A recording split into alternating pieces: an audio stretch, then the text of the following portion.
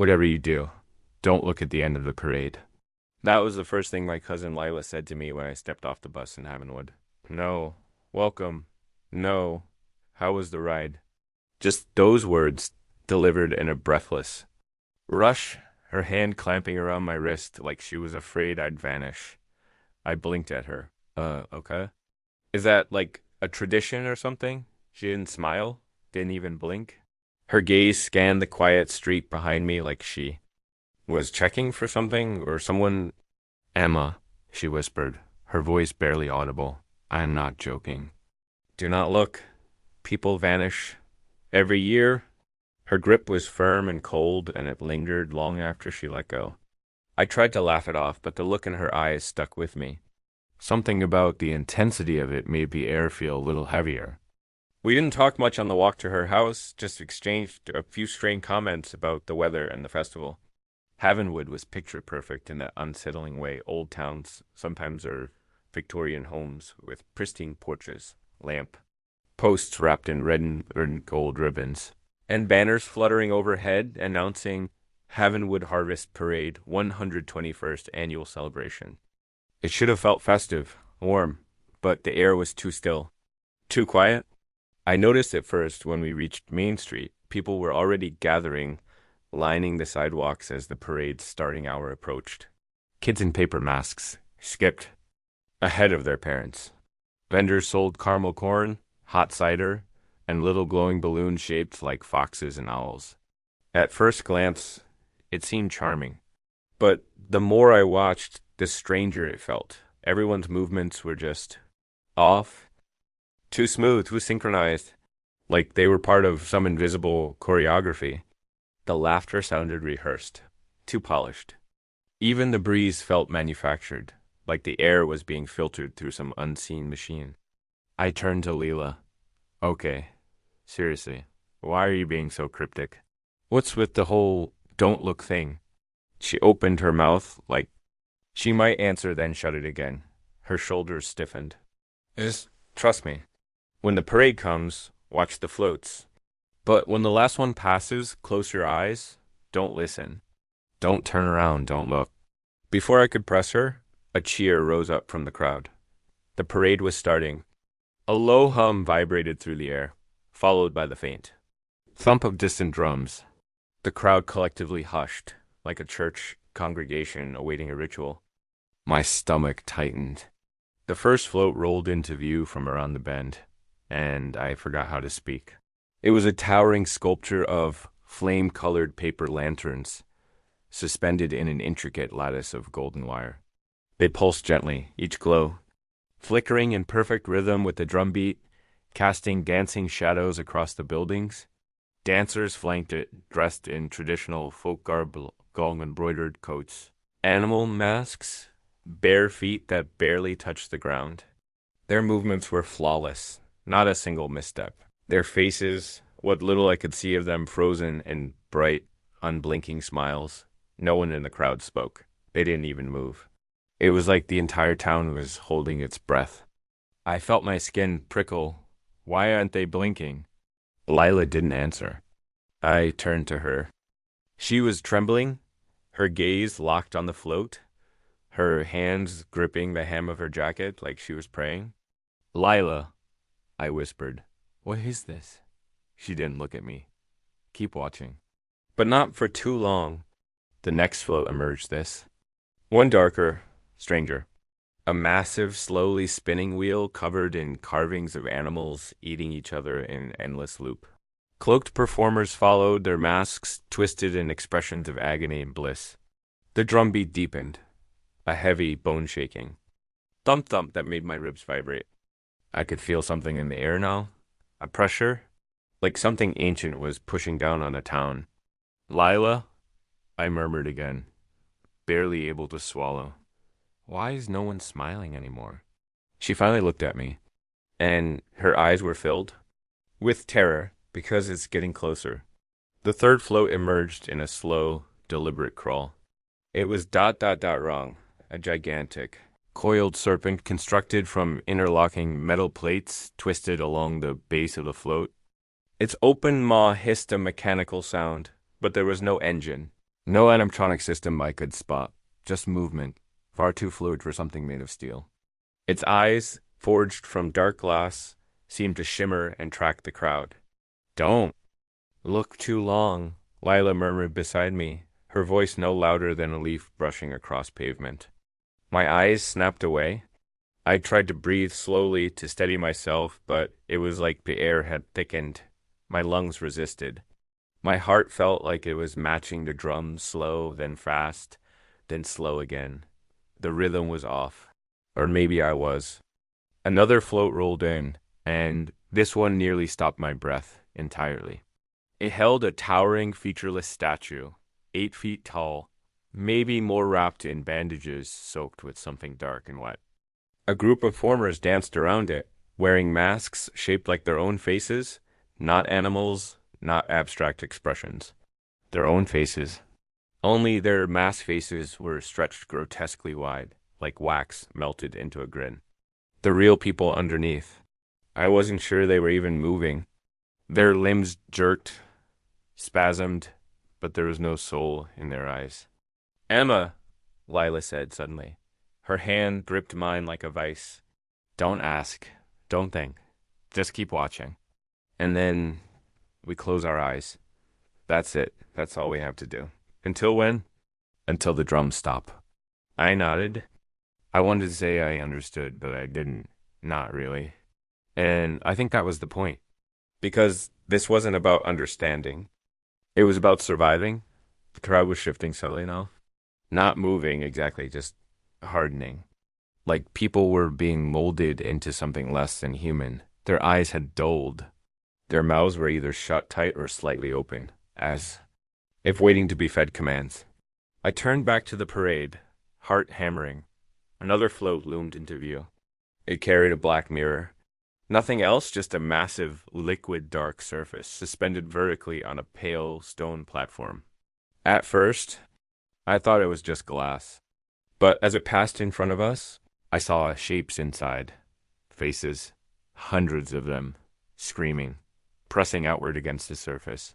Their eyes hollow and their mouths stretched wide in frozen agony. The glass didn't reflect us. It reflected only them. I took a step back. What is that? It's the ones who looked, Lila whispered. They don't die. They just change. The words hit like ice water. You're serious. I've seen it once before, she said. When I was a kid, my friend Ethan didn't close his eyes in time. I watched him vanish. 1 minute, he was standing next to me. Then he was just gone. And a year later, I saw him again, inside that float. My blood ran cold. You're saying the floats are made of... Shh. Her hand covered my mouth just as the drums changed. Again, faster now, frantic. The performers began spinning, their limbs flailing in unnatural arcs. The crowd stiffened, a ripple of tension surging like an electrical current. It's starting, Lila whispered. The final float comes next. She squeezed my arm so tightly I winced, but I didn't shake her off. I was afraid of losing contact, like she was the only thing anchoring me to this reality. What happens if I don't close my eyes in time? I asked, voice trembling. She didn't answer. Instead, she stared dead ahead, and her body began to tremble again. I followed her gaze, and then I saw it. The last float had not yet turned the corner, but I felt it before I ever laid eyes on it. The air changed, heavier, wetter, like we were standing in the breath of some giant, invisible thing. The buildings dimmed, not with the setting sun, but as though the light itself was being eaten. Street lamps flickered. The wind stopped, and the crowd, they weren't people anymore. They were statues, hollow vessels with wide, unblinking eyes. A figure emerged from behind the final float. It walked on 2 legs, but nothing about it was human. Its skin shimmered with shadows, its form flickering between shapes with every stepchild, animal, corpse, stranger. Its head turned slowly, too slowly, scanning the crowd. Then it stopped walking and looked straight at me. It shouldn't have been able to see me dot, not with hundreds of people between us, not with the shadows cloaking its warped shape. But it did. And in that moment, I knew something awful. It had always been looking for someone. And this year, it had chosen me. I couldn't move. My feet were rooted, my breath shallow. The creature's form twitched like a broken film reel, stuttering through shapes that hurt my brain to process. A gaunt woman with twisted limbs, a hairless beast crawling on human hands, a child with no mouth. All of them flickered within its frame, its head. That's what it had tilted at an angle that made my neck ache just to watch. I felt its attention settle on me like a hand pressing down on the crown of my skull, and then I heard it. A voice, not aloud, not in my ears, dot inside, in my head. Emma. The sound stretched, warped, and unraveled my name into something ancient and wrong. I felt it crawl through my brain like a vine, wrapping around my memories and squeezing. I gasped. My knees buckled. I was going to fall. Lila grabbed me, holding me upright with strength that didn't seem possible from her trembling frame. "Don't look at it," she hissed. "You look too long. That's how it gets in." I didn't mean to, I whispered. It saw me. It always sees someone.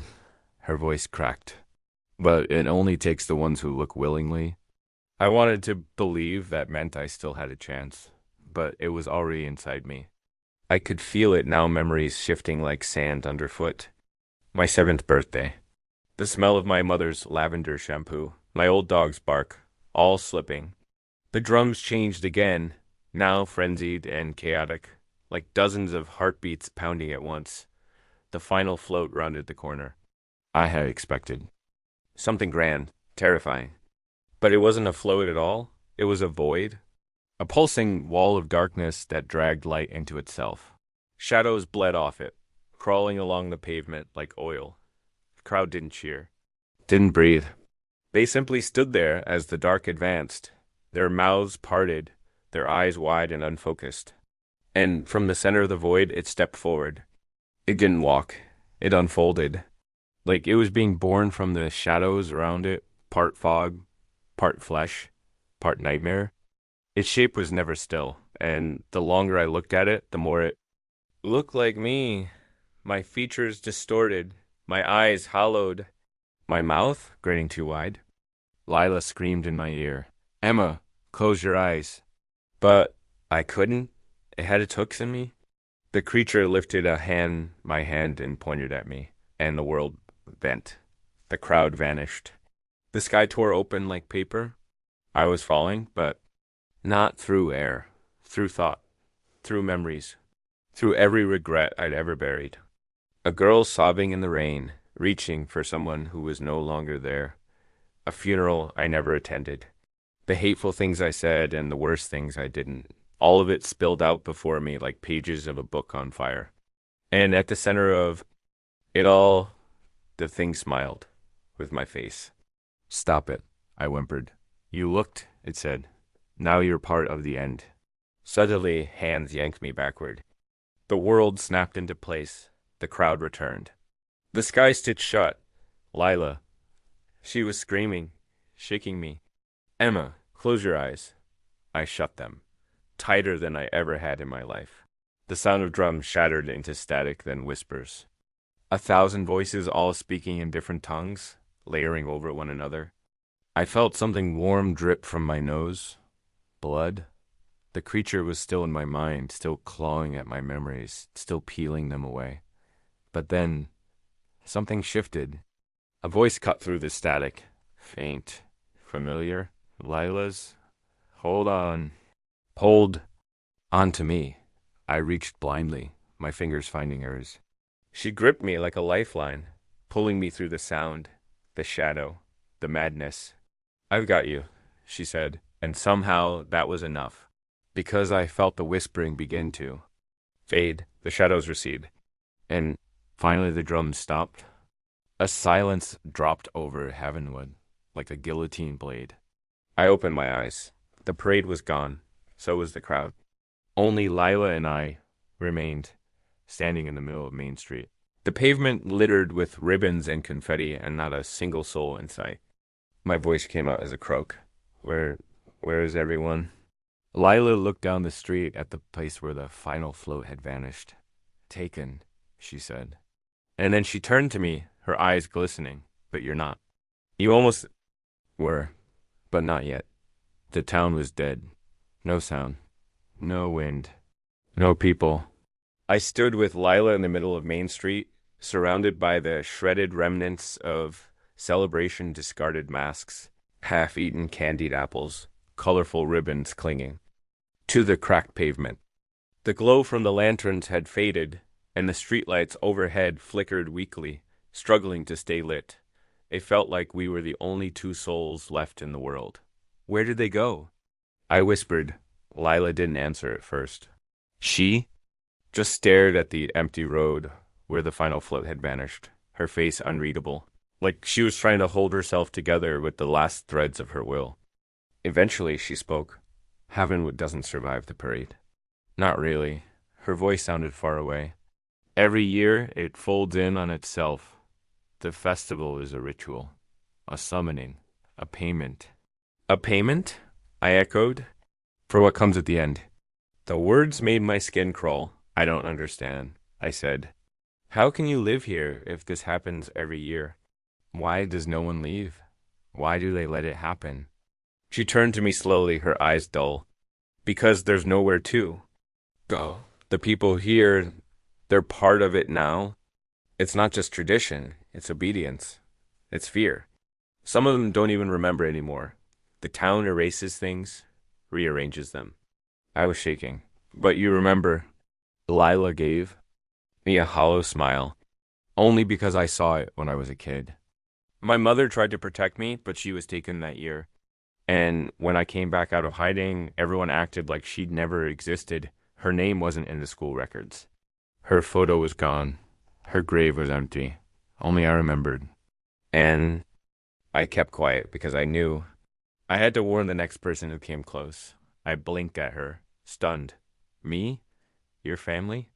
Blood ties you to this place, Emma. It remembers you. That's why it noticed you tonight. I felt the air grow colder, like the mention of it was enough to stir the shadows again. What was that thing? I asked. At the end? Lila hesitated. No one knows. We call it the endling. The final form. The shadow of all things. Every year it takes something, and every year someone is foolish enough to look. Sometimes they're pulled in forever. Sometimes they survive. But either way, it remembers the ones who look. And now it remembers me. She didn't answer, but the look in her eyes was enough.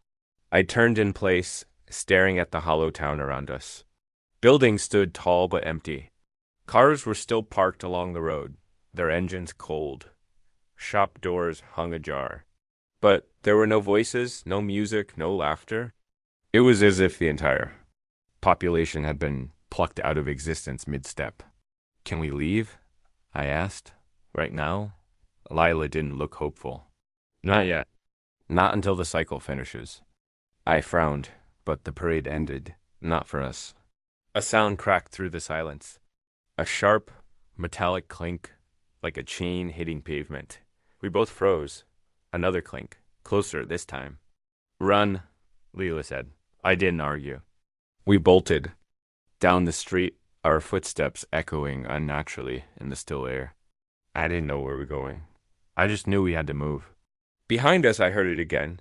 The slow, dragging scrape of something heavy, following. We ducked into an alleyway. The buildings around us loomed crooked and distorted, like they had been partially melted and refrozen. Shadows bent in impossible directions. Time and space were warping. Heavenwood was breaking. It's not done, Lila whispered. We interrupted it, and now it's hunting. I pressed my back to the wall, heart thudding. We need to find a way out. We can't go out the way we came, she said. The roads are gone. Didn't you feel it? When the drums stopped, the town unraveled. My breath came fast and shallow. Then what do we do? She stared at me for a long moment. Then we go to the origin, the heart of the festival.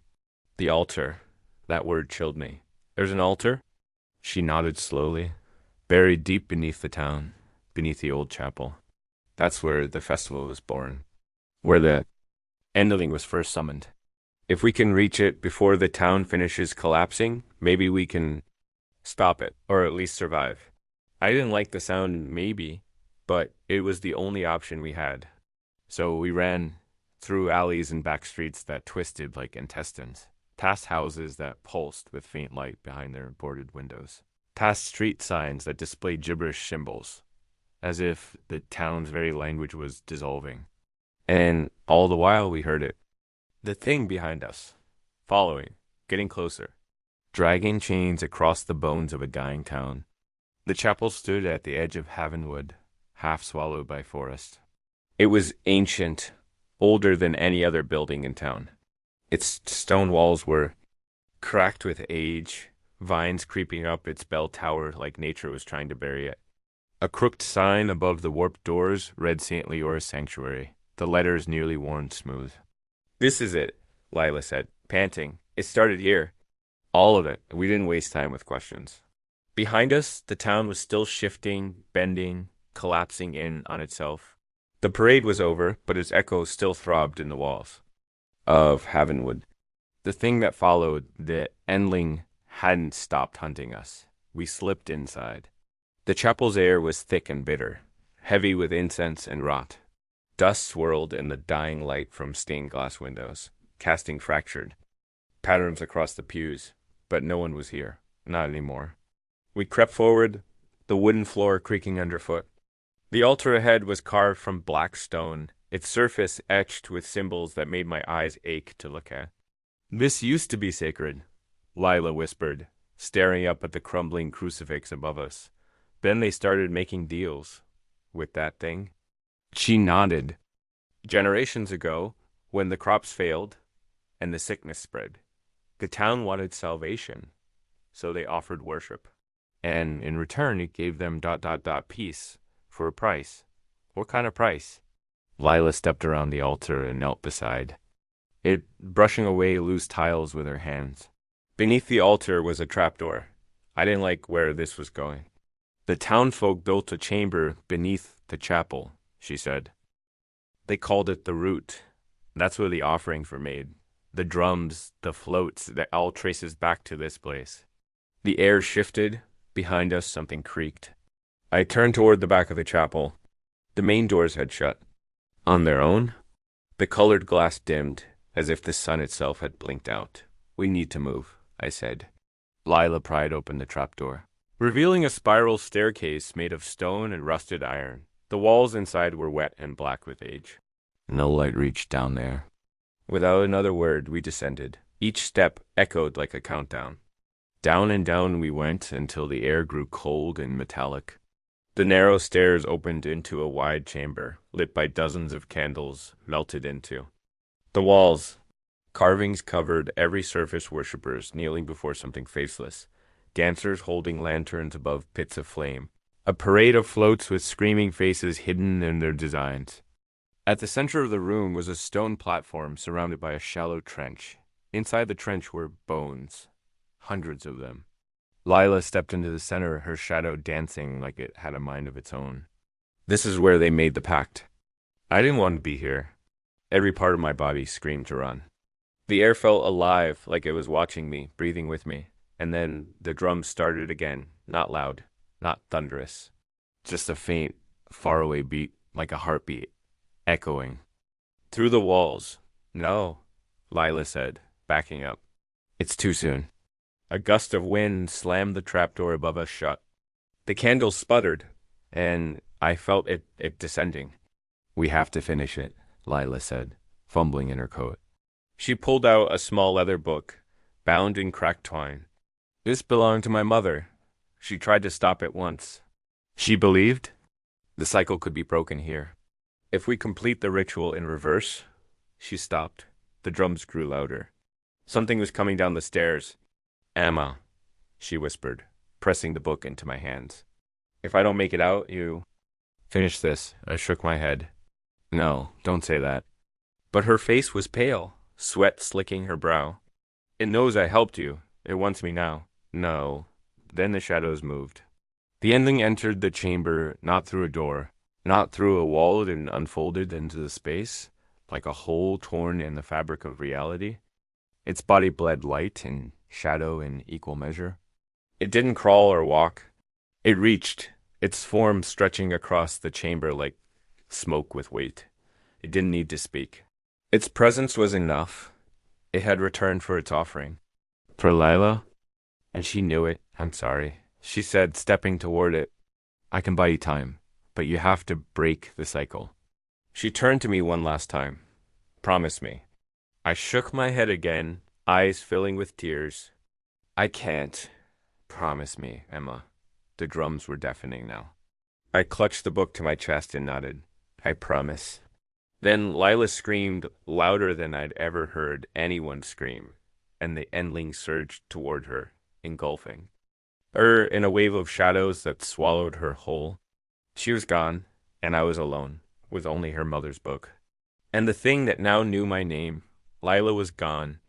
The shadows had devoured her, and the endling had retreated, slipping back into the seams of reality like it had never been there. But its absence was worse than its presence. The silence it left behind was too complete.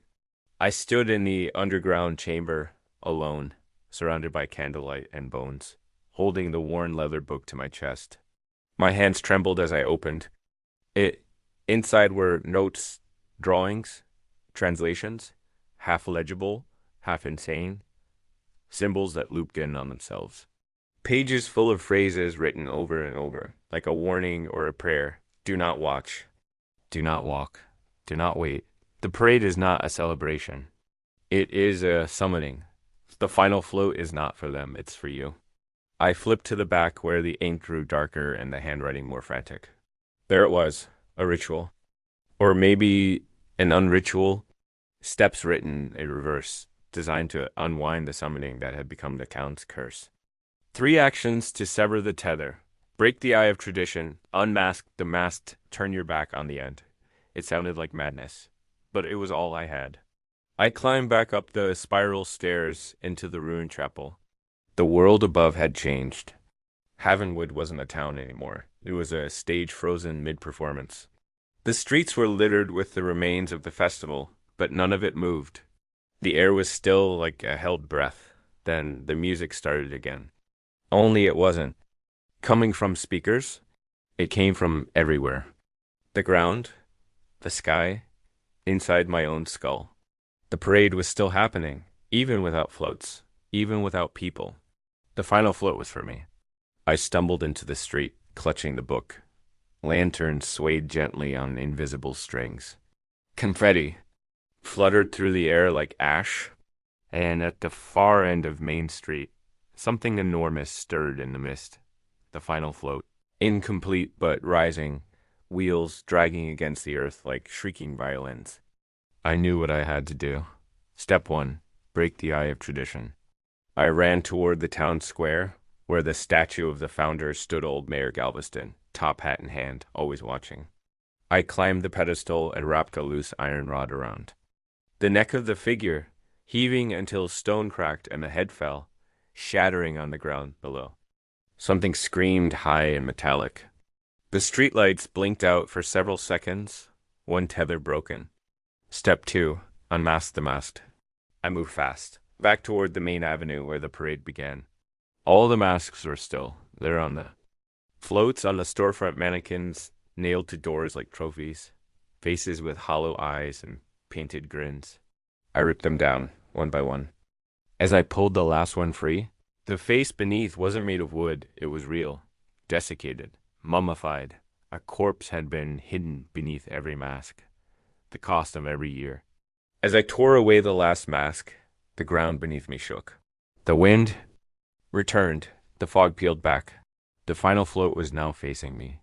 Step 3, turn your back on the end, the hardest part. The final float was massive and possibly tall.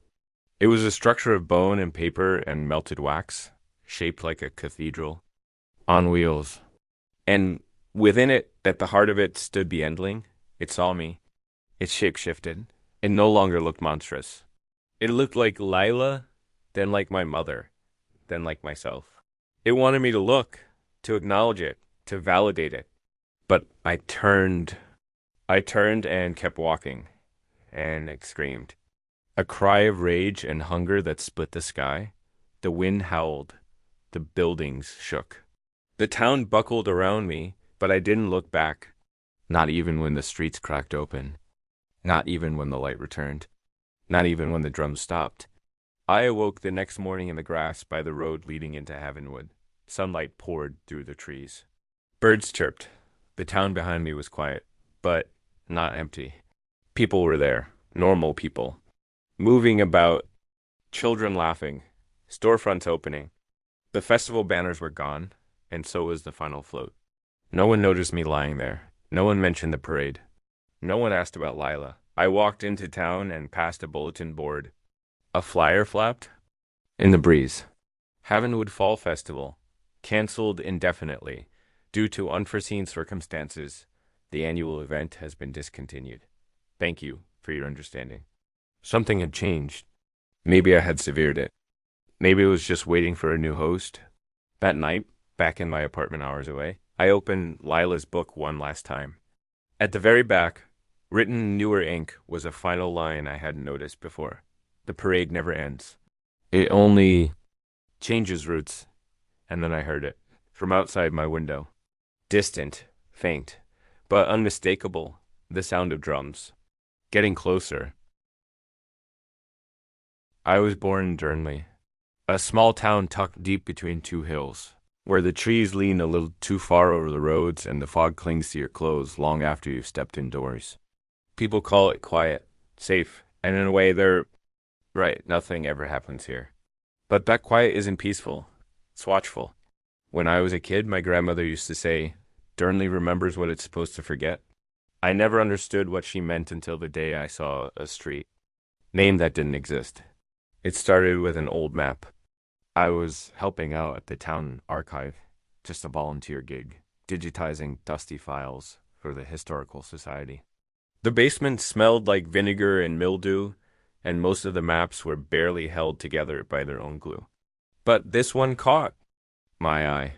It was a town layout from 1952, hand-inked, beautifully done. All the familiar streets were there, Willow Lane, Marrow Hill, Brackenridge, and so on. But one label made my stomach twist. Gravesend Street. I had never heard of it, never seen it. And I'd lived in Durnley my entire life. The street ran parallel to Brackenridge, tucked into the older part of town. A perfectly straight line, ending in a cul-de-sac with a little mark that looked like a park or maybe a well. I flipped through the file drawers, checking other maps. 1960, 1970, 1986. Gravesend was always there. But when I pulled out the most recent town plan 2023, it was gone, erased, not renamed, removed, no alley. No vacant lot, no construction site, just blank space. I thought it was a mistake. A cartographer's error or an abandoned project. But when I brought it up to Mr. Hobbins, the archivist who practically lived in that building, he stared at me like I'd said something filthy. Don't say that name. What name? I asked. You know what name? I blinked, holding up the map. Gravesend? I'm just curious. He lunged forward, yanked the map from my hands, and rolled it up with trembling fingers. Things were taken out for a reason, he said, his voice brittle. We don't ask about that street. Not here, not anywhere. He locked the map away in a drawer behind his desk and muttered something under his breath in a language I didn't recognize. That should have been my warning. But curiosity, like a parasite, had already burrowed in. That night, I couldn't sleep. My mind kept circling the name, Gravesend. It tasted wrong in my mouth, like ash and iron. I tried looking it up online, but found nothing. No census records. No historical mentions. Even satellite maps of Durnley showed a smooth curve, where the street should have been like someone had painted over it with a careful brush. The strangest part, when I asked my parents, they froze. Who told you about that? My dad asked, not angry, scared. I found it on an old map. He exchanged a look with my mom, and something silent passed between them. She stood up, walked to the kitchen, and returned with a ceramic jar she hadn't touched in years. She opened the lid, reached inside, and pulled out a photo. It was cracked with age, faded. It showed four kids, probably high schoolers, standing in front of a warped wooden sign. Gravesend Street. One of them was my dad. I stared at him. He said it didn't exist. He didn't meet my eyes. It doesn't. Not anymore. I flipped the photo over. A date was written in neat blue ink. August 3rd, 1985. That was the year three teenagers went missing in Durnley, vanished during the summer fair. Everyone had assumed it was a runaway situation. No suspects, no clues. Just ... gone. One of the faces in the photo wasn't my dad. It was Kevin Blackamore, one of the missing boys. The next morning, I walked the old part of town, followed the streets the map had marked. Willow, Brackenridge, Duskrow. Nothing unusual. But then, right where Gravesend should have been, I found something strange.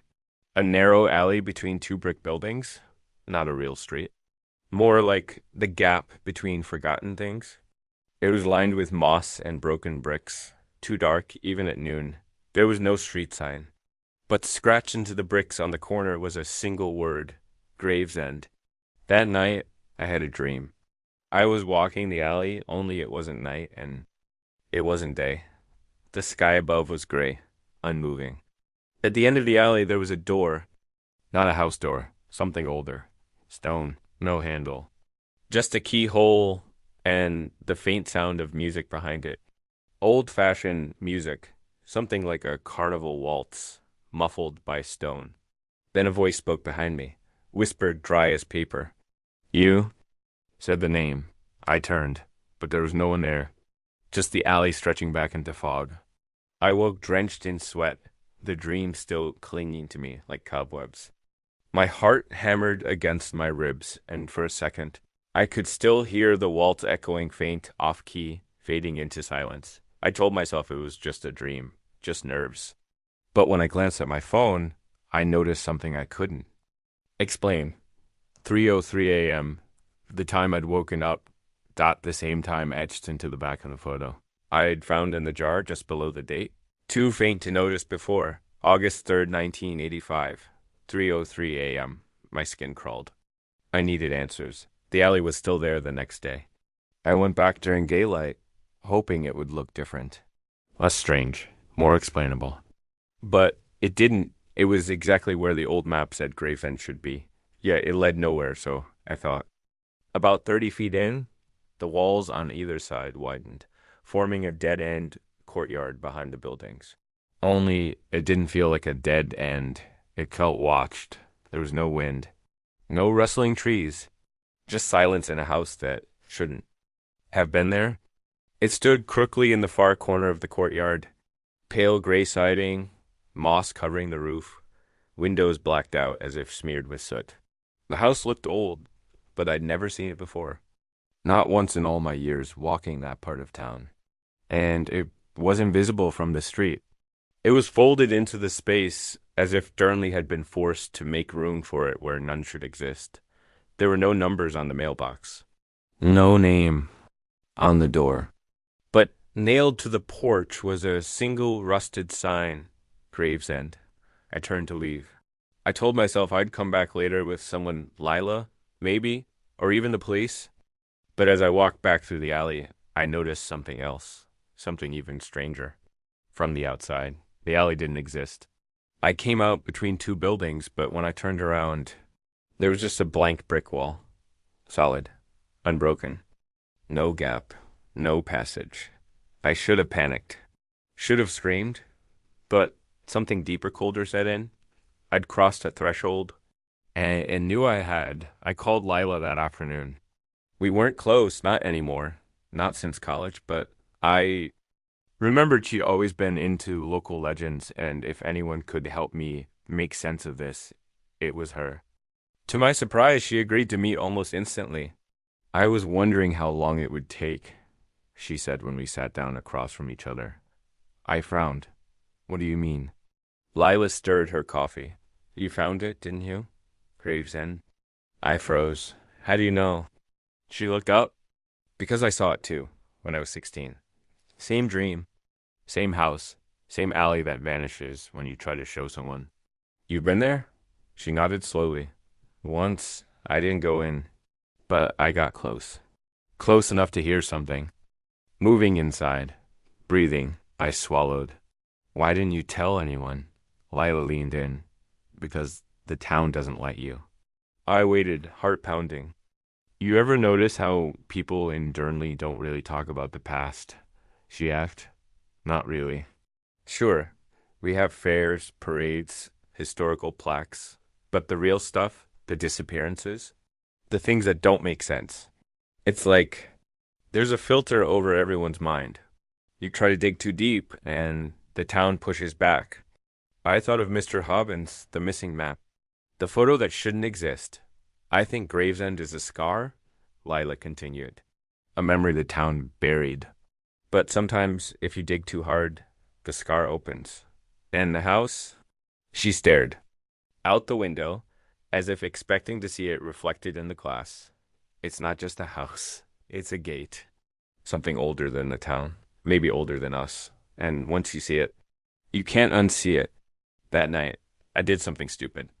I went back. I told myself I just wanted to look, just once. But deep down, I already knew I'd been marked. I needed answers, and they weren't going to come from a dusty archive or a terrified archivist. They were behind that black door. The alley was there again, open like a wound. The courtyard hadn't changed, but the house had.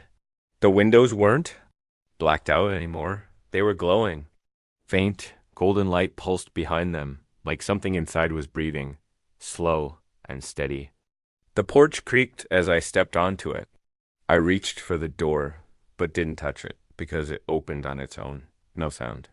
No wind. Just a soft, slow creak as the door swung inward, revealing nothing but darkness inside. No light, no shapes.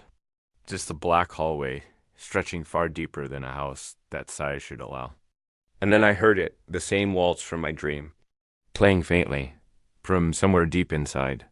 And a voice low, genderless, layered in echoes. You spoke the name. I should have turned and run. But something about the voice, its calmness, the way it rippled through the air kept my feet rooted to the porch. It wasn't a threat, not yet. It was more like an invitation. One I had already accepted the moment I said the street's name out loud. The waltz continued, slow and haunting, echoing through that impossible darkness. I stepped inside. At first, it felt like walking into a cave, cool, dense, soundless. The moment I crossed the threshold, the door behind me whispered shut. Not slammed, not locked, just ... closed, as though the house itself had exhaled. The hallway was longer than it had any right to be. I kept walking. The wallpaper was yellowed, curling at the seams. Portraits hung on the walls blurry, indistinct, like someone had painted faces from memory and gotten the details wrong. The eyes seemed to shift when I wasn't looking directly at them. At the end of the hall, I saw a staircase. And standing beside it, in the glow of a single antique lamp, was a figure. A boy, maybe 14. He wore clothes decades out of date, a collared shirt, suspenders, scuffed leather shoes. His skin was pale, almost waxy. His mouth hung slightly open, as if frozen mid-sentence. And he wasn't breathing. "Kevin?" I whispered before I could. Stopped myself. His eyes snapped toward me. I took a step back, but he didn't move. "You said it," he murmured. His voice was dry. "Paper thin. You woke it up?" I stared at him. Kevin Blackamore. "You're gone," he said, smiling faintly, but not lost. "Not yet." I tried to speak, but the waltz got louder, drowning my thoughts. Kevin lifted one hand and pointed toward the stairs. "You can still leave right now, but if you go any farther, it'll know you chose to stay." Then he turned and walked up the stairs. He didn't make a sound. I didn't follow, not right away. I stood in that dark foyer, heart pounding, the weight of something ancient pressing down on me. Then I saw a movement from the corner of my eye, a second figure, standing in a side room just off the hallway. A woman this time, middle-aged. She was whispering to herself, rocking back and forth in a chair that was barely holding together. I inched closer. Her lips moved rapidly, too fast to follow. Then, all at once, she stopped. Her head twisted toward me in one unnatural motion. Eyes wide, bloodshot. "You're not supposed to be here yet," she hissed. "Who are you?" Her mouth opened wider, wider than it should have. And from inside, I didn't see teeth or a tongue. I saw stairs, a spiral staircase, impossibly small, descending into a depth that did not belong in a human body. I stumbled back, gagging. She didn't move, just stared. Then she whispered something I'll never forget. Even the erase remember. What they were. I ran. Not out of the house, though I should have. I ran upstairs. I don't know why. Maybe part of me hoped Kevin was real, that he could explain. That this wasn't all a waking nightmare spiraling out of my control. The second floor was dimly lit. Narrow halls branched off like veins. Doors lined both sides, each slightly ajar. I moved slowly, feeling that familiar sensation of being watched intensify with every step. Then I reached the last room on the left. The door was closed. I knocked once. No answer. I reached for the handle. It was cold, ice cold. Inside, the room looked untouched by time. Posters from the 80s lined the walls. A cassette player sat on a shelf beside dusty figurines. On the bed was a school backpack, frozen mid-unzip. And on the desk sat a notebook, open. My name was written at the top of the page. I hadn't written it, but the handwriting was unmistakable. It was mine. I backed away, stumbling into the hallway. The music had stopped. The silence that followed was worse. I turned toward the stairs, but the hallway had changed, stretched, warped. Doors now lined both sides in endless rows. Some were open, revealing glimpses of impossible spaces. A train station suspended in darkness. A mirror showing a reflection I didn't recognize. A classroom full of students who weren't breathing. And then I saw them. The others. Figures began to emerge from the rooms, slowly, silently. Some were children, some old, some dressed in styles I'd only seen in history books. But they all had the same thing in common. They weren't alive. But they weren't dead either. They moved like memories, flickering at the edges, trapped in a loop of their last thought, last action. One girl was brushing her hair endlessly. Another man scribbled something over and over in the air with an invisible pen. A woman screamed without sound, hands clutching her face. I turned, heart slamming. Kevin stood at the end of the hallway again. Only this time, he wasn't smiling. "You shouldn't have come back," he said softly. "Now it knows your name." I opened my mouth to ask who it was, but then the floor trembled.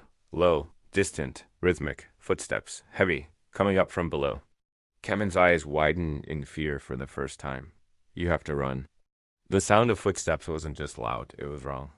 They didn't echo like footsteps. On wood or stone, they boomed like something ancient dragging itself through the layers of the house. No, not the house, reality itself, grinding down whatever remained in its path.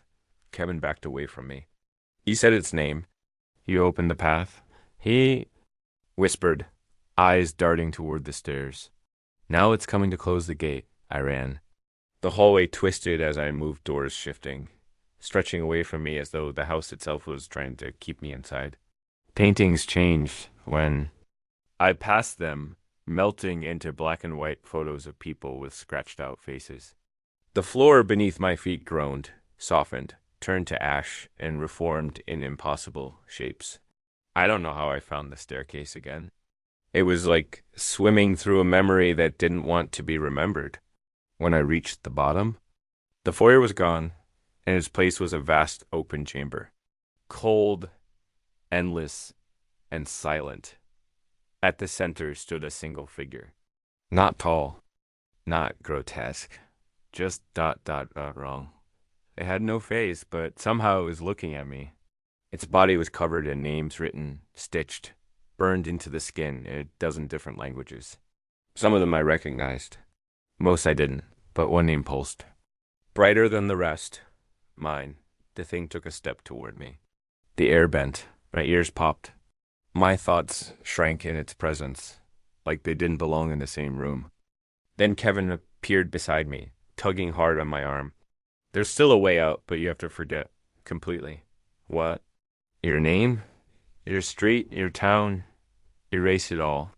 I stared at him. That's not possible. He pointed to the edge of the room where a small door had appeared, a janitor's closet, out of place in this endless space. That leads out, but you can't carry yourself through. If even one memory clings to you, it follows. The thing moved again. Slower now, savoring the moment. Kevin's grip tightened.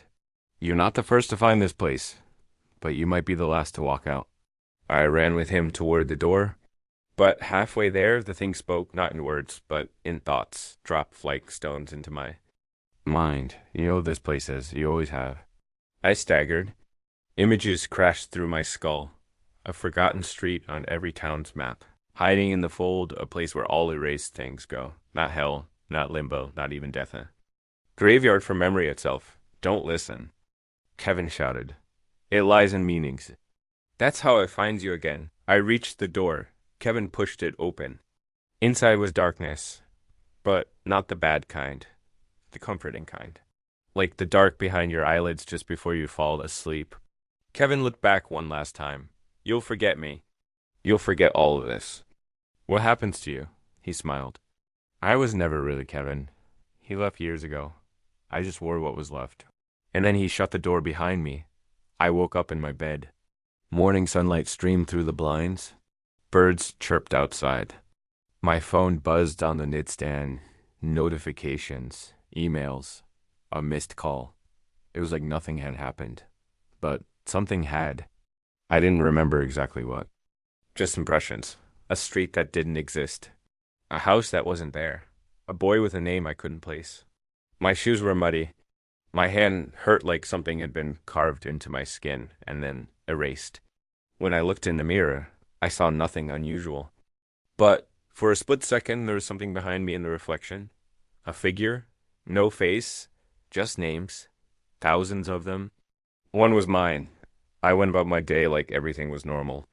Ate cereal, answered work emails, even made small talk with the mailman, but nothing felt right.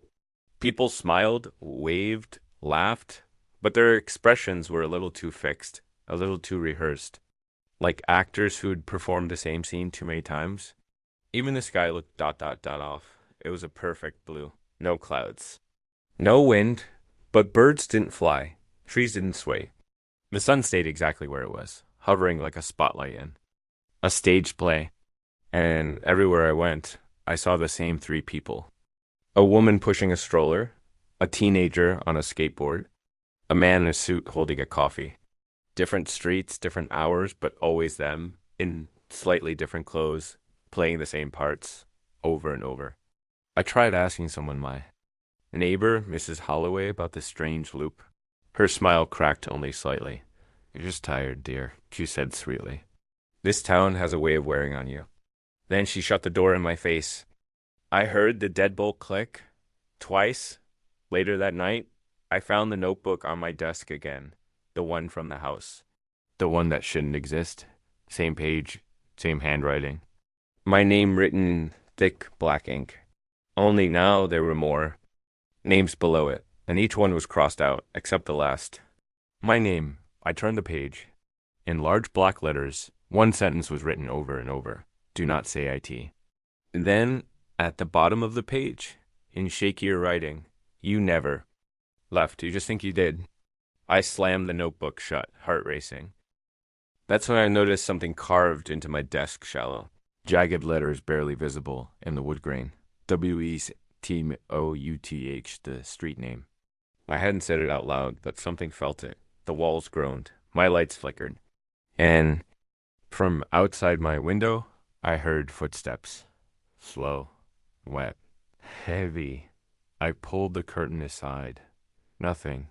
Just the perfect night. Still and staged, but in the reflection of the glass ... The figure with no face. Watching, waiting. I decided to leave. Town the next day. Packed a bag. Filled the tank. Didn't say goodbye to anyone. But as I pulled out of my driveway, I noticed something strange. The street signs were blank. Every intersection, every turn, just white metal. No names, no directions. Even my GPS spun in a slow, confused loop. After 10 minutes of driving, I passed my own house again. Same crack in the driveway. Same gnome by the porch. Same curtain twitching as if someone had just been watching me leave. I hit the gas. 30 minutes. 40. No matter how far I drove, I circled back. The town had curled in on itself. It wasn't a place anymore. It was a loop. At midnight, my doorbell rang. No one rings doorbells anymore. Not at that hour. I answered it with a hammer in hand. On the porch stood the woman with the stroller, but there was no baby. Her eyes were hollow. Her smile too wide. "You're not playing your part?" she said calmly. Behind her stood the teenager and the man in the suit. Their skin shimmered like paper stretched too thin over something else. "We keep the town stable," she whispered. "We keep the door shut." I tried to speak, but they all took a step forward in unison. "You remembered a street that should never be remembered. Now it remembers you." I slammed the door. They didn't knock again. I don't know what this town is anymore. Maybe it was real once. A normal place with real people. But the moment I said the name out loud, West, ... I pierced whatever veil was keeping it anchored. Now the town is pretending. It's pretending to be normal, to be home, to be mine. But everything's just ... off. And every day, something else slips. The clouds stop moving. The clocks skip time. People smile wider. And the figure with the stitched skin watches from every mirror, every screen. Last night, I found another page added to the notebook. "You are the last. Soon the street will be erased again. But this time, you go with it." It's been 3 days since I tried to leave. I stopped counting the time after that. The clocks don't matter here anymore. They tick, but they don't move. Every minute stretches like an hour. Every hour folds in on itself like a bad dream that starts over just when you think it's ended. The notebook is full now. Page after page of names, some scratched out, some burned straight through the paper. But only one name has been repeated more than once. Mine, each time in darker ink, thicker, almost alive. I don't remember writing it, but I must have. No one else is left. The town is almost silent now. No cars, no dogs barking. No wind, even the birds have vanished from the sky. Only the three remain: the woman with the stroller, the teenager on the skateboard, the suited man with coffee. But they don't move anymore.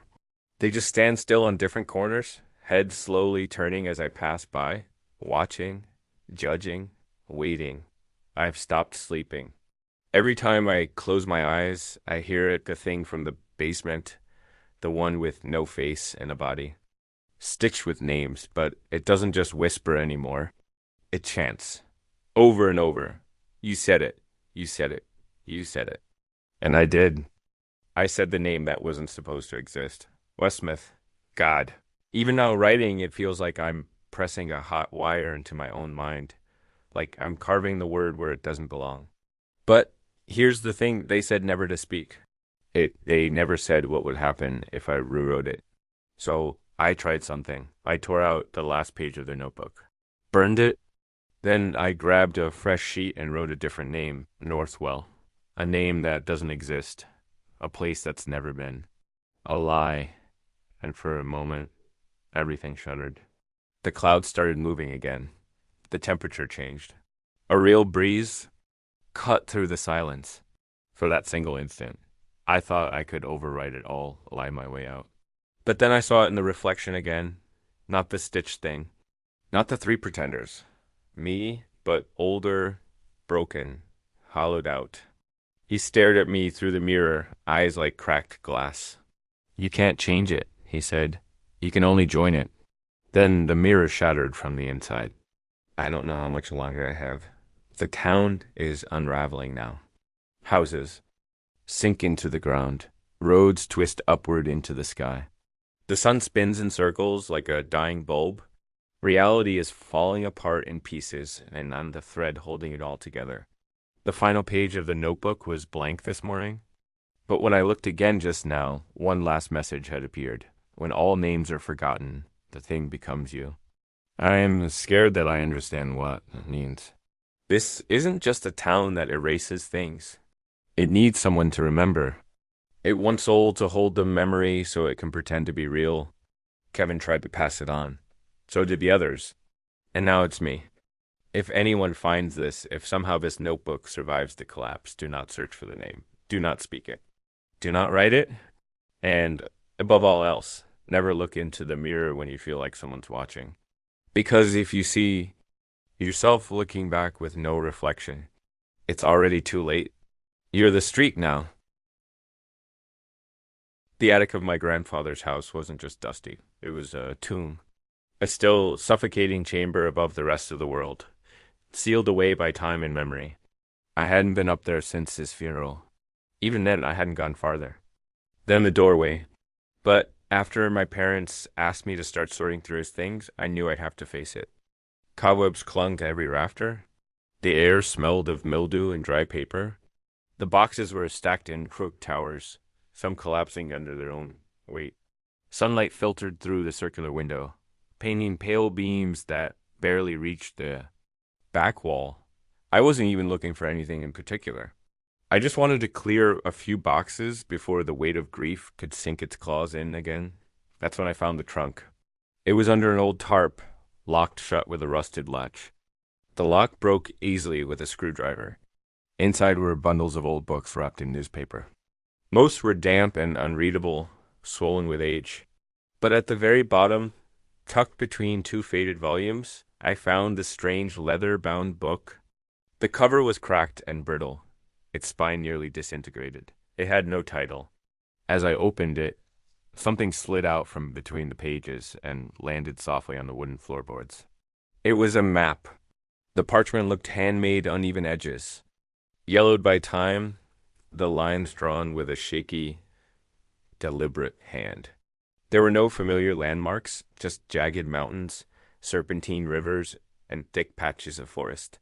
Symbols I didn't recognize were scrawled in the margins, circles, arrows, what looked like runes. The center of the map had one place, circled in dried, flaking red ink, Black Hollow. There was something else, too, a note, folded neatly and tucked into the map's corner. My hands went cold as I read the shaky handwriting. Do not follow this map. Destroy it if you can. It leads only to ruin. Grandfather, I stared at his handwriting for a long time. The words echoing in my head like a whispered warning. I should have. Closed the trunk, put the map back, and walked away. But I didn't. I unrolled the map again, my fingers tracing the path to Black Hollow. The place wasn't far. According to the markings, it was just past the old state forest that bordered the edge of town. It didn't make sense. I'd lived here my whole life. I'd never heard of Black Hollow. That night I barely slept. When I did finally drift off, I dreamt of trees. Twisted and skeletal, the forest in my dream seemed alive with menace. The branches above wove together like iron bars, and the leaves whispered with breathless voices. I saw myself walking down a narrow trail through that nightmare forest, the map clutched tightly in my hand. My name echoed from the trees, soft at first, then louder, as if something unseen was calling me deeper. I woke up gasping, drenched in sweat. My chest heaved, and my bedroom felt cold, too cold. For a moment, I thought I was still dreaming. Then I noticed the map. It was in my hands.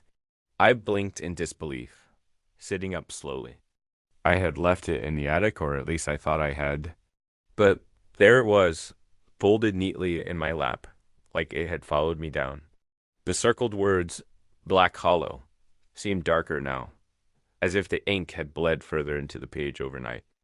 I put the map on my desk and tried to shake off the fear, convincing myself I'd simply brought it down without realizing. But I knew that wasn't true. Something was wrong. The next morning, I did the only thing I could think to do. I went to the library. The library was practically empty when I arrived. A few regulars milled around the front shelves, and Mrs. Conway, the head librarian, gave me her usual distracted. Not as I passed. I didn't stop at the front desk. I headed straight to the local archives in the basement. The stairs creaked under my weight, and the air grew heavier with each step. The archive room smelled of dust and old glue, with rows of metal filing cabinets and boxes of brittle newspapers.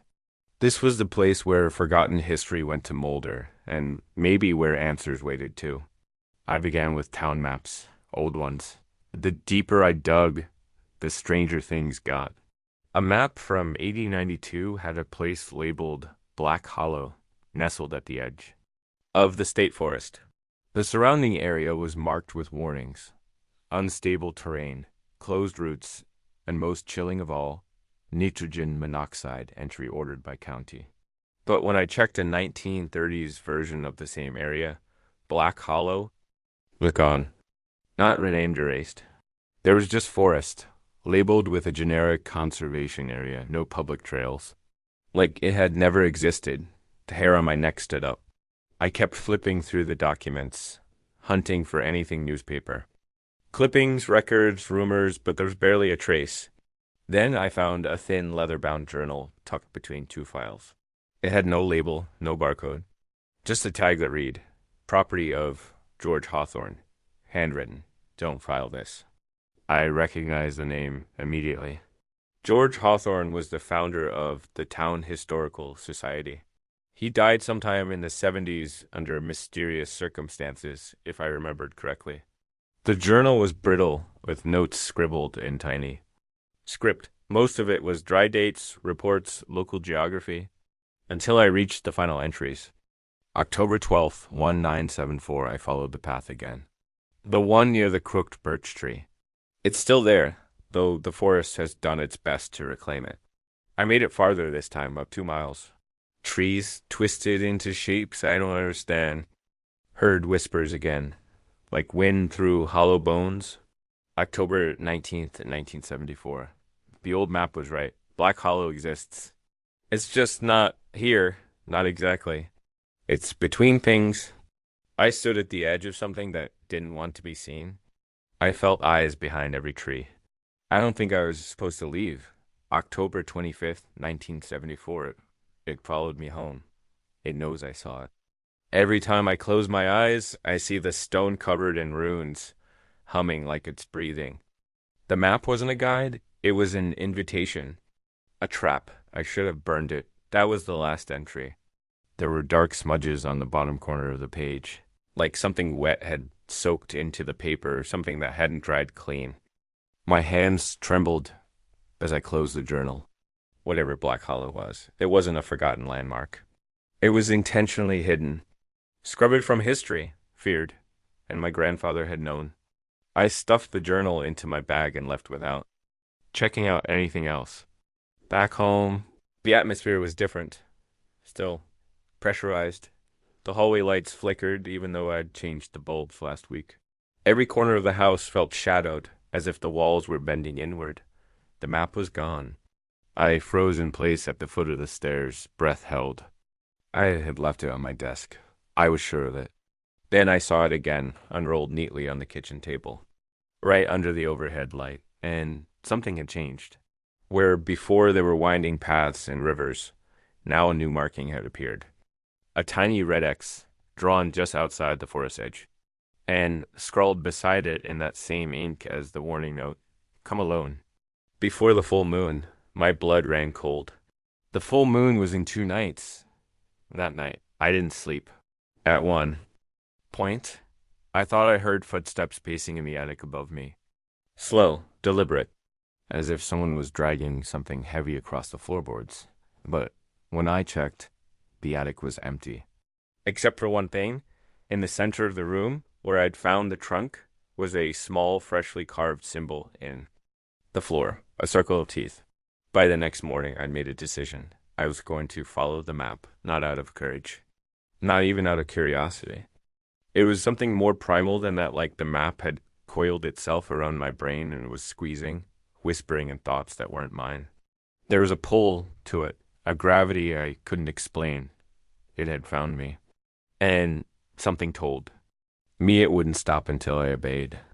I packed a bag, flashlight, water bottle, phone, the journal, and the map, now stiff, as if the paper had dried into bark. I took a kitchen knife too.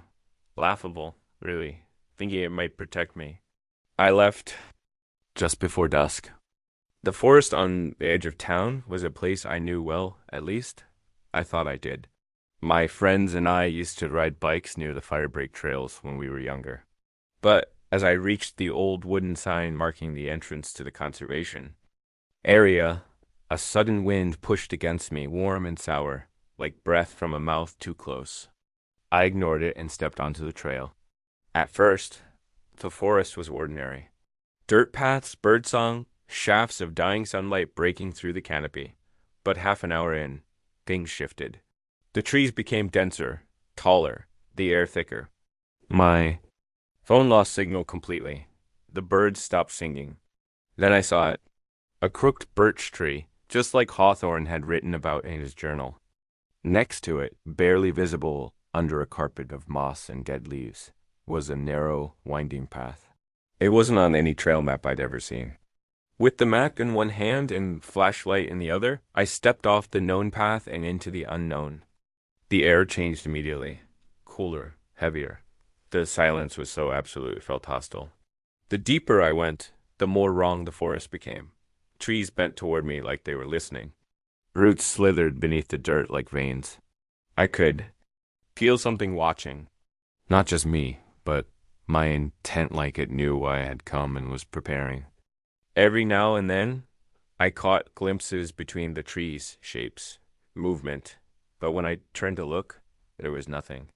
Just branches swaying too rhythmically for wind alone. Then I came to the stone. It stood in a clearing like a monolith, cracked and ancient, covered in symbols that throbbed slightly in the beam of my flashlight. They weren't carvings. They were scars. As I stepped closer, the air buzzed with a low-frequency hum I could feel in my teeth. There was a circle of blackened soil around the base of the stone, and in that soil, something moved. I leaned in, despite every screaming instinct. That's when I saw them, fingers, barely poking through the soil, tail twitching. I stumbled, back and tripped, landing hard. The map fluttered from my hand as it hit the ground. The runes on the stone flared faintly, reacting.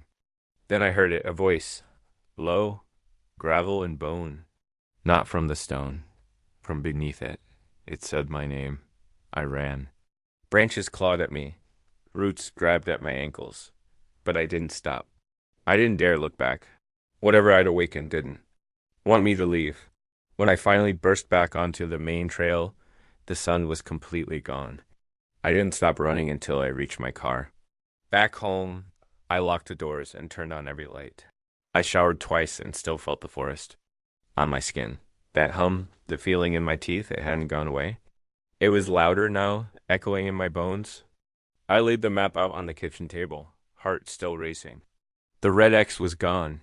In its place was a spiral, drawn in black ink that glistened like wet oil. Around the spiral, a single phrase had been added, "Now we know you." That night, the dreams returned. Only this time, I wasn't alone in the forest. I was being led. A figure with no face, draped in shadow, walked just ahead of me, hand stretched backward, guiding me through the twisted woods. At one point, I looked down and realized I was no longer walking on leaves and soil. I was walking on faces, half buried, open-eyed, silent. One of them was my grandfather. I woke up screaming. And standing at the foot of my bed was the map, unfolded, pointing toward the attic stairs. Again, the attic door was ajar. I don't remember opening it. It had always been stiff, swollen with age and humidity, but now it hung open as though it had been used recently. As if it were waiting for me. I stood at the base of the stairs, heart pounding, the map clenched in my fist. Its paper was damp with sweat or something wetter. The spiral at its center shimmered, oily and alive. Against my better judgment, I climbed. Each step creaked loud and sharp. The moment my head rose above the floorboards, I saw the change. The attic was no longer the dusty storage space I'd grown up ignoring. It had been rearranged. My grandfather's? Old furniture was gone. The trunks and crates had been pushed aside. In their place, the floor had been cleared into a near-perfect circle centered around the symbol carved into the boards, the spiral. But now it wasn't just carved. It pulsed. Lines of black ink had spread outward from it like veins, branching and twisting into strange patterns. Candles, ones I didn't own, had been placed around the perimeter. Melted down to nubs, their wax pooled and hardened like skin. I stepped closer. A low vibration trembled through the solace of my feet, like a hidden engine beneath the house. Had come alive? As I crossed the spiral, the air shifted, and something clicked in my ears. Like the pressure of altitude change, but wrong. Then the voices started again, soft at first. Too many to count. Whispering from the walls, from the corners, from inside the floor. Some were pleading, others laughing. A few just repeated my name over and over in a tone so familiar I realized it wasn't them. It was me, my voice, begging. I stumbled backward, and the attic darkened fast. The single bulb above me dimmed to a dying ember. Shadows stretched unnaturally across the ceiling. One of them moved. It detached itself from the wall. Something long, thin, and human-shaped peeled away from the blackness. But it had no features, just a smooth overface, like wax melted too soon. It reached for me with arms that didn't bend right. I ran. The attic door slammed shut behind me. I didn't go back for the map. I didn't sleep that night. I sat in the kitchen with a knife in my hand and every light in the house on. I tried to call anyone, but every number rang out into static. No voicemails, no ringtones, just silence. Around 3 a.m., the map reappeared on my kitchen table, burned along the edges and now with more markings. A second spiral had formed. This one wasn't just ink. It was carved into the paper. Below it, in new scrawled handwriting, the door is open. Choose to enter, or be pulled. The next day, I drove out of town, fast, desperate. I had one idea left, the Historical Society. If anyone knew what this was, what my grandfather had gotten into, it would be them. I still had the journal, and I brought it with me, along with the knife in a desperate hope that I wasn't losing my mind. The office was tucked behind the city hall, dusty, neglected. Only one man was there. He looked ancient, stooped, and gaunt, with cataract-clouded eyes. When I told him my grandfather's name, he didn't react. But when I showed him the journal, he leaned in, and when I mentioned Black Hollow, he whispered, "They let you leave." My throat went dry. He took the journal gently, flipping through the pages until he reached the entry about the monolith. He didn't need to read it. He recited it from memory. Then he looked up at me with hollow, ruined eyes. "You shouldn't have followed the map," he said. "It marks you. It doesn't lead to Black Hollow. It makes it. Wherever you go." I asked him what the spiral meant. He pressed a shaking finger to the table and drew one in dust. As soon as the shape was complete, every light in the room flickered. "It's not a place," he whispered. "It's a calling. A path into the between. Some call it the echo. Some call it the folded hollow. But it always begins with the map. Always ends with forgetting." I stared at him. Forgetting what? He didn't answer. He just stared at the door behind me. When I turned, the door was gone, only wall. There was no door. I backed away from the wall, heart pounding. I ran my hand across the surface where the exit had been, expecting maybe a trick of light, a misremembered layout.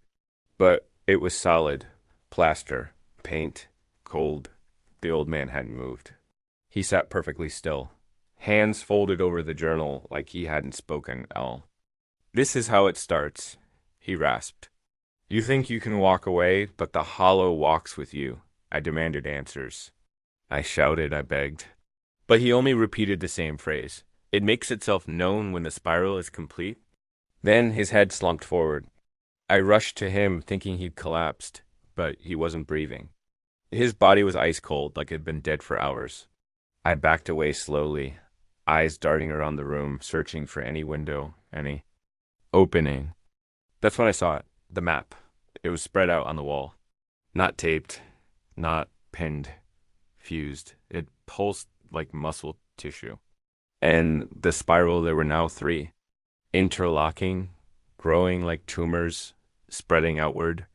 Between them, drawn in black with inhuman precision, was the outline of a door, a real one. Its handle was ink. Its hinges etched with what looked like bone, and beneath it, the words, "Enter or remain forgotten." I didn't choose. Not really. Because the room began to change. The lights dimmed into red hues.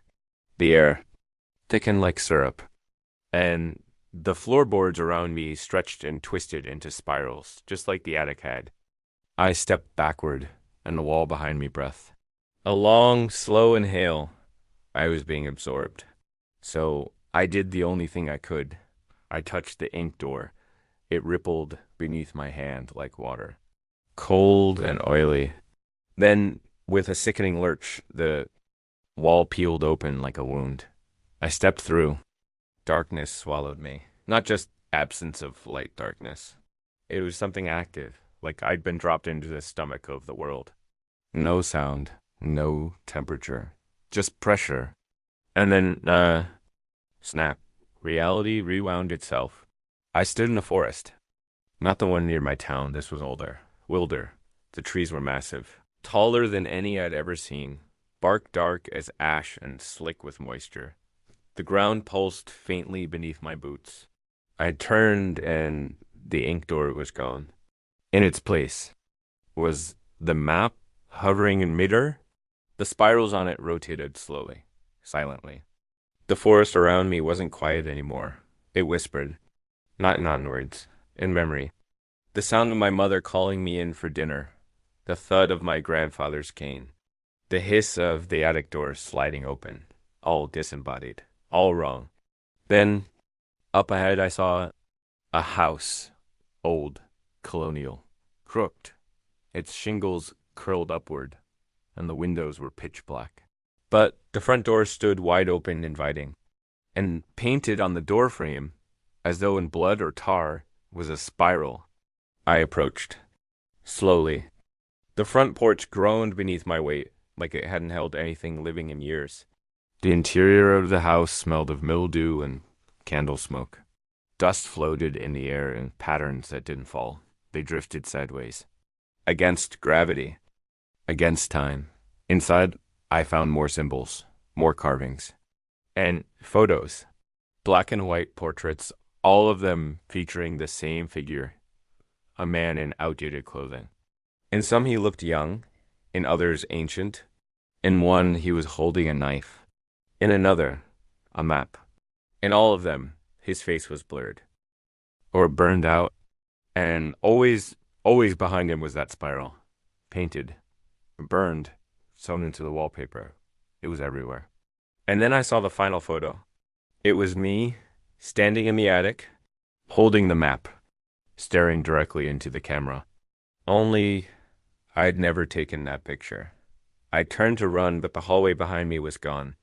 The walls had folded into themselves, forming that same spiraled pattern. The wood groaned. The floor tilted. The house wasn't a structure. It was a mouth. And I was in its throat. Then I heard it. That gravel, deep voice from the stone in the woods, but now it wasn't speaking to me. It was chanting, calling something forward. Calling me forward. The bearer of the map is the vessel. The vessel must descend. The descent is the offering. I stumbled toward the only remaining door in the house, a narrow one, beneath the staircase. I threw it open, expecting a closet. Instead, I saw stairs spiraling downward into pure black, and carved into the wall beside it in my grandfather's handwriting. You found it. Now finish what I couldn't. The stairwell swallowed sound. No echo followed my footsteps. Only the rhythmic creak of old wood as I descended, deeper, and deeper into the spiral. The walls around me were close lined with decaying wallpaper that pulsed subtly, like flesh remembering breath. The map clung to my hand again, as if it had never left. I didn't remember picking it up. I didn't remember choosing to descend, but down I went. The spiral turned inward for what felt like miles. There was no light yet. I could still see, as if the darkness itself cast a glow. Around me the air grew heavy, almost fluid. Whispers returned, brushing my ears with voices I half recognized. My grandfather whispering, "We only follow what calls us." Myself crying out from some distant memory, a child's voice repeating, "Don't look away. It sees you when you blink." At the base of the spiral, the stairway opened into a cavernous space, impossibly vast. The floor was stone, wet, and uneven, carved with more spirals, within spirals, some leading off into impossible dimensions. Pillars stretched upward into nothingness, floating just above the floor. At the very center of it all was it. The monolith? I'd seen sketches of it in my grandfather's journal, but they did no justice to its presence. It was blacker than black, carved with unknowable runes. Around it hovered fragments of the hollow images and places fractured from the real world. My childhood bedroom, the hallway outside my apartment, the historical society's dusty records room, all shattered, all suspended in the spiral's orbit. I stepped closer. The map in my hand twitched. Then it spoke. Not with a voice, but with thought, a sensation pressed directly into my brain. "You have arrived. You carry the mark. You will either seal or open." Seal what? Open what? I knelt by the monolith, my breath fogging the air in front of me, though it was neither hot nor cold. The runes on its surface began to shift, contorting until they formed a recognizable shape. A spiral. It glowed with a dull red light. Bled. I reached out. My fingers sank into the symbol like pushing through tar. Pain screamed up my arm. Visions exploded behind my eyes. I was back in my grandfather's study. Except the books on his shelves were whispering. The rug had become a mouth slowly opening beneath me. Outside the window, the sky was wrong, spiraling upward like water circling a drain. Then I saw him, my grandfather. But not as I remembered. His skin was pulled taut, mouth stitched shut, eyes black and weeping ink. He pointed behind me, trembling. I turned and saw myself, older, hollow-eyed, smiling, holding the map. "You followed it too far," the older version of me whispered. "Now you lead it back." The vision shattered. I was on the cavern floor again. The monolith cracked open down the middle, spilling thick, red, black liquid that moved against. Gravity, crawling upward. The walls of the hollow began to breathe in sync with me gasping. And then I heard the final words, "A path must always open. If you do not open it, someone else will choose." I looked at the map. It had changed. No longer a spiral. Just a single line, straight and final. Beneath it, exit. I turned behind me. The spiral stairwell had vanished. Only one door remained in the stone, a rectangular slit of light, humming faintly. I ran. The light grew brighter, hotter. It burned through me, peeling away voices, faces, thoughts. I couldn't remember my name. I couldn't remember my grandfather, but I remembered the map. Always the map. It was a part of me now. I stepped through. I woke up in my bedroom. The sun was shining through the blinds. My phone buzzed. Everything looked normal, except for the map, framed on the wall. It spirals perfectly still, waiting. Sometimes at night, I hear footsteps above me in the attic. Sometimes the map hums. And sometimes when I close my eyes, I see new paths forming lines that weren't there before. Spirals blooming like tumors. And I know the truth now. The map doesn't lead you to the hollow. It makes the hollow. And I am its cartographer now. Plotting new paths. For someone else to follow.